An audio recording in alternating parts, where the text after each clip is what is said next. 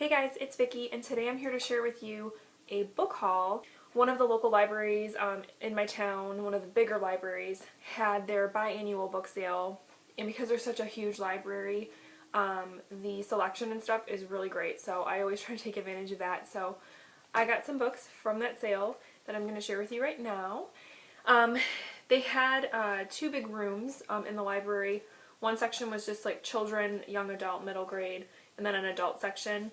So I went into the children's room first and I picked up some books for my 2-year-old for us to read together, and also some that I just kind of wanted to. So the first one is Winnie the Pooh and Tigger 2, and this is just a Walt Disney book, so it doesn't like have an actual author, but it's just kind of based off of the cartoon Winnie the Pooh, and Leia loves Winnie the Pooh. She has a few other Winnie the Pooh books, and she loves all the movies and stuff, so when I saw this I had to pick it up because I know she'll love it. So we got that one, and then the other one I got her was Clifford the Big Red Dog by Norman Bridwell. This is like the original Clifford book. Of course there's been tons of Clifford books that have come out since then, but this one I thought would be cute because it's the very first one, and she loves the PBS show Clifford the Big Red Dog, so again I thought she would really enjoy this story since it's kind of familiar to her anyway, so that one. And then the next couple I also got out of the children's room, but they were kind of more for me, I know. The first one is Scary Stories to Tell in the Dark by Alvin Schwartz, and this one totally got me feeling nostalgic because I loved these books when I was in, I want to say like late elementary, maybe middle school. I just thought that these were so great, and I actually only owned though the sequel, More Scary Stories to Tell in the Dark, so when I saw this one, like, I had to get it. I remember reading these like with my friends like out loud and like just like getting creeped out, you know, and it was just a really good time, so I was like, I have to pick this up and like reread this just for fun because it just kind of brings back good memories of my childhood. So I got this one, and then the next one I picked up because it kind of seemed creepy, and I was like, okay, I want to read this because it just seems creepy. I don't think I would read it to my daughter just yet because I think it might scare her. It's called Boney Legs by Joanna Cole, and I just want to read you like the first page because I read the first page when I was looking through it, and that's when I was like, I have to buy this. Like, what is this? This is just creepy. So it says, Boney Legs was a horrible bad witch. She could run very fast on her bony old legs. Her teeth were made of iron, and she liked to eat little children. She lived deep in the woods in a hut that stood on chicken feet. And then it has this like illustration of her house with chicken feet. So I was, of course, interested, you know, after reading that first page, and I was like, I'm gonna buy this because I want to read it. Yeah, so I don't know, I'm weird, I guess. So I got this one. And then the last one that I got out of the children's room was The Golden Compass by Philip Pullman. And this is one that I've heard a lot about, and I know it's a series, but I just picked up the first one because in case I didn't like it, I didn't want to have all of the books, but it just sounds like a cool kind of fantasy kind of adventure story. I don't know too much about it, but I don't know, it just seemed kind of cool, and I'm going to give it a shot. So there's this one. And then the rest of the books are all from the adult section, and they were a really good price, so I'll share that at the end, but I was just so excited about these. The first one is The Catcher in the Rye by J.D. Salinger, and I picked this up because I read it in high school. I want to say my junior year of high school, and I haven't read it since.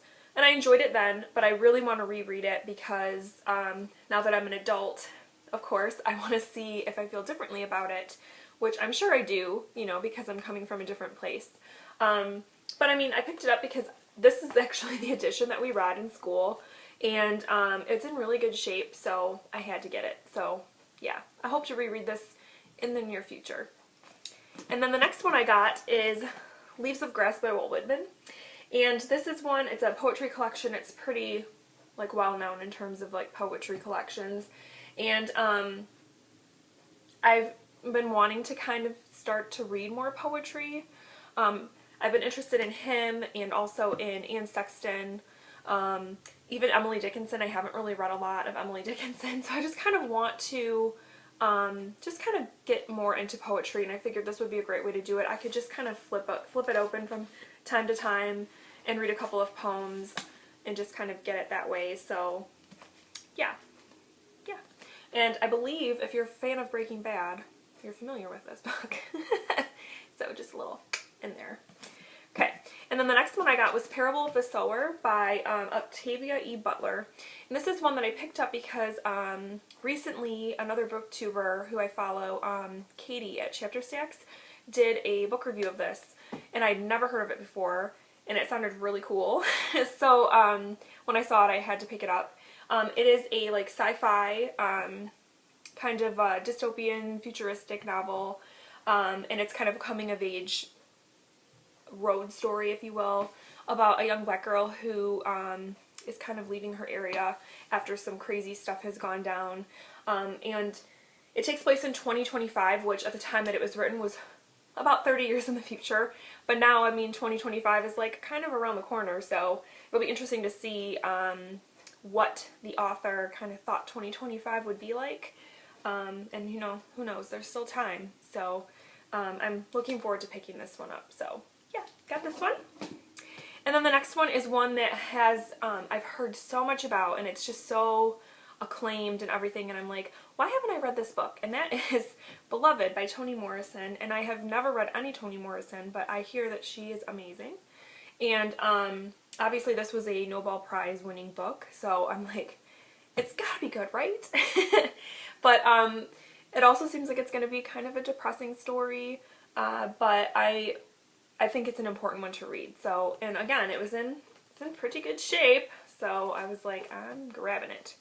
Okay, and then the next one is The Revenant by Michael Punke, and this is the novel that the movie is based on. And I saw the movie, not the whole thing though. I fell asleep when my husband and I rented it. Not because it was boring, I was just really tired, and I never finished watching it. So, but from what I saw of the movie, I was really interested. It's about a guy who works for a fur trapping company, and they are out in, like, you know, the middle of nowhere, and he gets attacked and mauled by a bear. And that scene in the movie in particular was like, wow, it was just really graphic and horrible. And yeah, so he's obviously very injured, and he is with this group of people, and basically they rob him and leave him for dead. And he miraculously recovers, you know, and seeks revenge on these people. So it's a revenge story. It's a story about nature, and kind of the ugliness of nature, and just all of that. And I'm just like excited to read this. So yeah, got that one.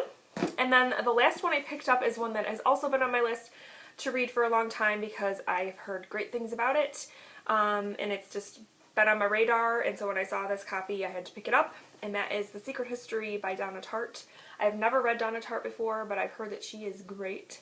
And this one in particular is kind of like her most, you know, famous book. And I don't know too much about it. I know it's about a group of college students that, I want to say they kind of, I don't want to say they befriend, but they kind of become involved with this particular professor, and then they kind of start to do bad things. And so it's kind of, there's kind of a mystery element to it, kind of a thriller element, but yeah. And I'm looking forward to reading this one, but I'm also a little apprehensive because I started reading the book Special Topics in Calamity Physics by Marisha Pessl, who wrote Night Film, which I loved. And that book, Special Topics, was compared to this one.